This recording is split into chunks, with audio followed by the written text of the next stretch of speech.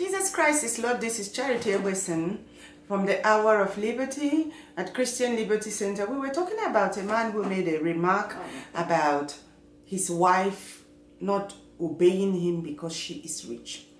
When a woman gets married, does she return to a baby, a child, a little child that needs to be obedient to whatever a man says? So a man, particularly black man, African man, in fact, a Nigerian man, he saw the woman that the woman makes money before he married her, and his problem is that he wants the woman to be poor so that the woman can obey him. So obedience actually comes for him. Respect for him comes before the well-being of his family. He doesn't make a lot of money. The person that sustains the family is the wife. So that doesn't matter to him. What matters to him is respecting him. And how much does he respect God? Because if somebody is someone that respects God, respecting that person, him receiving respect wouldn't really be a big deal for the person, because when you understand what serving Jesus Christ is, all you want to do is the will of God. What is done to you or what is not done to you doesn't really matter. How is our Christianity as Christians, especially black men? What kind of Christianity are you guys practicing that respecting you comes above one's divine destiny? I hear stories of where a girl is coming out, a graduate, serving youth corps, and these all are coming from Nigeria. A man sees her, desires to marry her, finished everything, married her, and then he doesn't want her to work in the bank. But she's an accountant. She graduated an accountant. Oh, she doesn't want her. So why did you, if you don't want an accountant to work in the bank, why did you marry one? What is wrong? So you see these high flyer ladies, you Nigerian black men, African black men, you go marry them just to bring them down? Is it written anywhere in the Bible that you should do that? And you want to be like Europe? You don't want your women to be anywhere.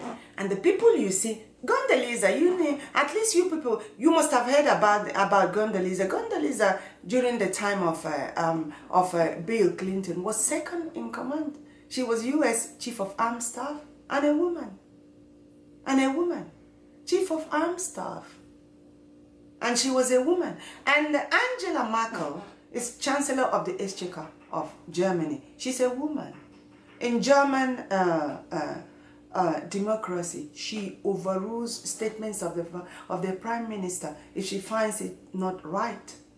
So where you want to be like Europe, how are you going to become that?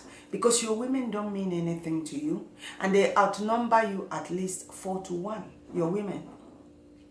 You don't consider them to be anything.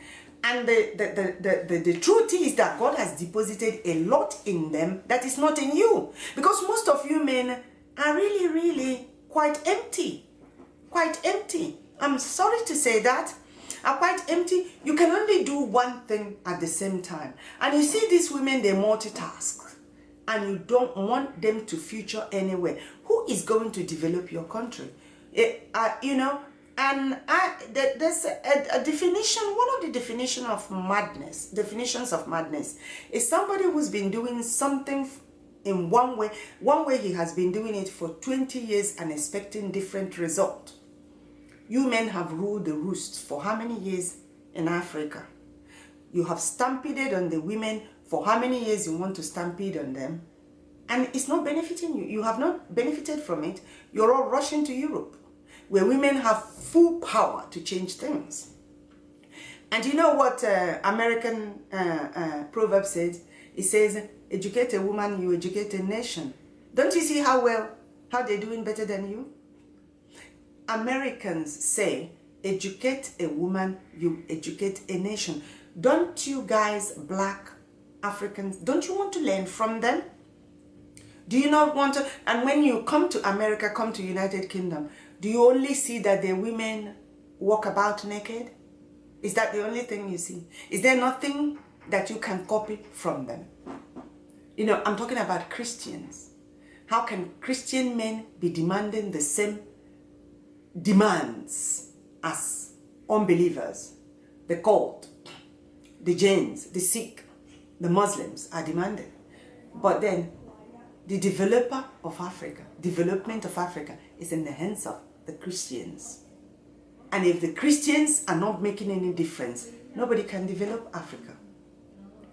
Nobody can develop Africa. I want us to go to the book of Luke chapter 20, verse 25. It's saying the same thing. He says, "But Jesus called them unto him and said, Ye know that the princes of the Gentiles exercise dominion over them, and they that are great exercise authority upon them.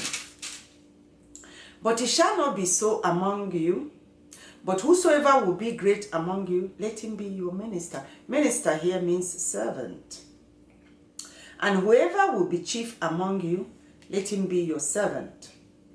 Even as the Son of Man came not to be ministered unto," not to serve, that's what that means, but to minister, "and to give his life a ransom for many." How are African men serving? The strength that God gave you, he gave it to you to serve the weak. If you're rich, he gave you your money to help the poor. But there's just this widespread selfishness, self-centeredness. Somebody sent me a WhatsApp media. There was a cock, a hen with her chicks, and they left them corn to eat. The fierceness with which the cock was eating it, this hen was picking and giving to her chicks. And you know that transcends to human beings, human male, gender. Have you tried leaving a man with his children? You know, leaving him to feed them, and they come back exactly how things were when you left. That's how it will be. The children will not. He will tell the children that their mother didn't leave food for them. Wait till your mother comes, she will cook food. Are you not human being? Why can you not go to the kitchen and make food for your children? Why can you supply your children's need? Okay, if you say that you're a breadwinner, are you the only... Okay, where did your wife go to start with? Probably to work. And some of you, your women, bring more money than you are bringing home. Why could you not team up? Why are you finding it difficult to team up with your women to make your family better, to make your country better, to make your nation better, to make your continent better? Why? Why are you not doing that?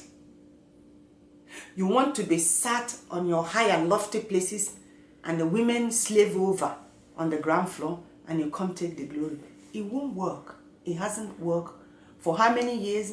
Look at Nigeria.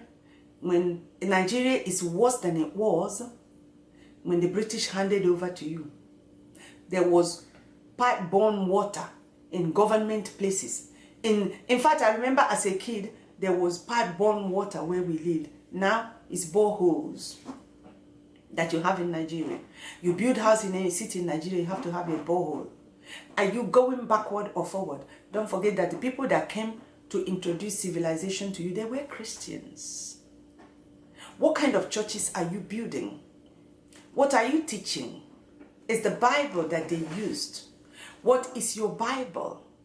Man is head. Wife, submit yourselves to your own husband. How about this servanthood that Jesus Christ talked about? If we go to the book of 1 Peter chapter 5 verse 3 and see, are we doing what Jesus Christ sent us to do? Why is there manifold preachings about respect for man? You have eaten respect and destroyed yourself, destroyed your continent. The problem is, as you're acting in this, your pride and ego, you're not only destroying yourself, you're destroying your children, destroying the rest of the country, where you're craving respect. 1 Peter chapter 5 verse 3 says, neither being lords over God's heritage, but being examples to the flock. How do you be example to the flock? It says, and when the chief shepherd is Jesus Christ. I've heard somebody saying that he is a high priest in the church. No, you're not. There are no high priests in the church. We have priests, and all of us are kings and priests. There are no more high priests. The only high priest there is Jesus Christ. And he is in heaven ministering for you and for me. Don't go to church and call yourself high priest. You're usurping authority over Jesus. Just like you're doing when you say that you are superior to women, to a woman that is born again. You are saying that you are superior to Jesus Christ. Listen, it says, neither as being lords over God's heritage, but being example to the flock. To the flock, example means being a servant, humbling yourself. Like Jesus humbled himself. You know, the Holy Communion, when Jesus Christ washed the feet of his servants, it wasn't really that you should sit down and be washing people's feet. No, it means that you should humble yourself to serve them. You come down from the pulpit, humble yourself to serve the flock. That's what Jesus called you for. Jesus didn't call you to be served. He called you to serve. And you need to quit going after ladies of substance, ladies that make money only just to drag them down, you know, to just pull them down. When you pull them down, you're pulling down yourself, your destiny, your country, your nation, your continent. That's what is wrong with Africa. You know, trashing women is what is wrong with Africa. And as long as you continue to do that, you will not have any development. You won't. You won't have any development. You know, a lady is building a house in Nigeria, and her pastor said, and she showed it to her pastor, and pastor said, imagine, it's a woman, this is a woman building this. What do you mean a woman? You don't build, is it gender that you use to build house? It's money. And gone are the days when strength made money. What makes money now is brain and hands. Your brain, that's what makes money now.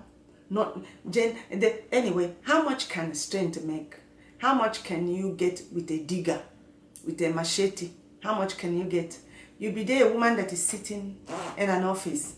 Okay, tell me, Aroma Ote, a Nigerian girl, is the vice chairman of World Bank.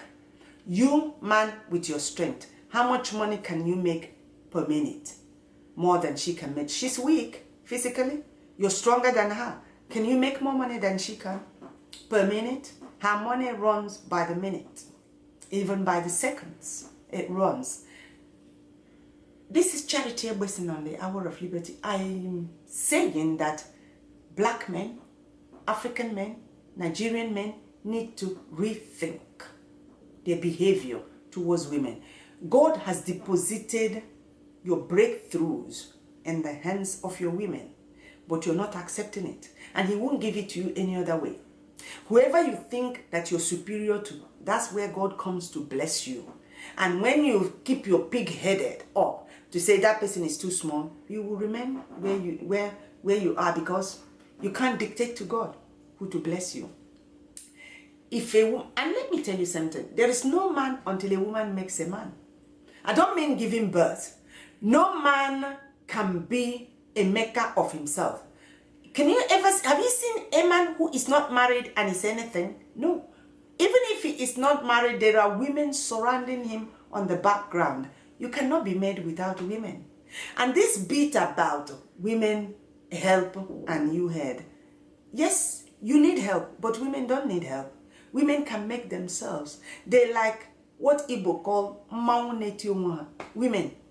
That's the masquerade that usher themselves by themselves. Masquerade. You have seen so many single parent ladies raise children that go on to become graduates, that go on to become heads of state.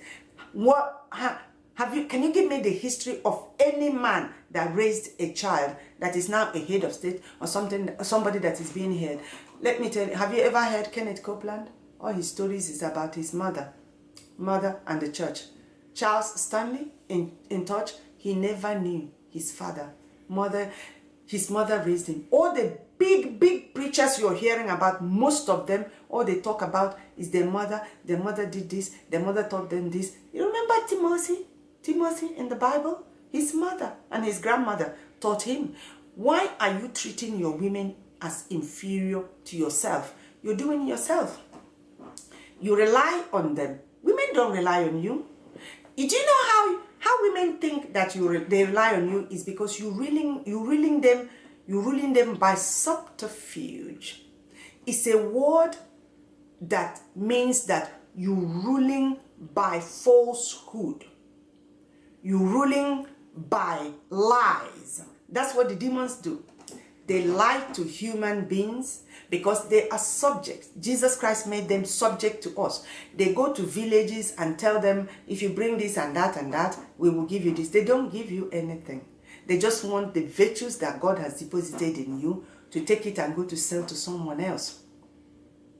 And that's how men rule. God didn't call you to rule women. And you know, one thing I have been hearing is, I hear young boys say they want to marry a wife that they can control. Who gave you authority to control your fellow human beings? God himself that created you doesn't seek to control you.